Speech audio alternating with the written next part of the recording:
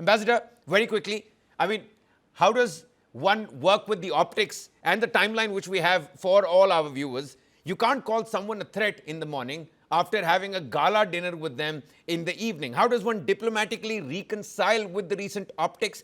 Just take a look at the last 6 months alone. White House engagements, praise for Pakistan's military leadership in front of Asim Munir, even talk about energy, trade and strategic cooperation. Why is Washington constantly speaking in double-speak in two voices? Because, Kabir, there are two voices.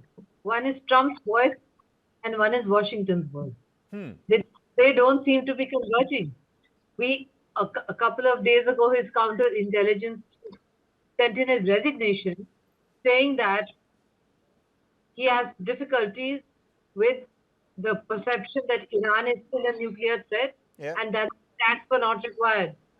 You have, as you rightly pointed out, this cozy dinner for the Field Marshal, and the Field Marshal, to remember, Kabir, offering Pakistan's critical minerals on a tray, like you give a gift in a wedding, it's South Asian tradition. You give it on a tray. He's offering him Pakistan's precious metals, but on the other hand, you have Tulsi Gabbard pointing out, putting Pakistan in a list of other countries where she is clearly saying that Pakistan's ballistic missile program, and excuse me, who's developing it, who's funding it? That's also a very interesting question. In a bankrupt country, these ballistic missiles could develop into very dangerous nuclear-tipped ICBMs, which could threaten US, which is the president, on the other hand, waltzing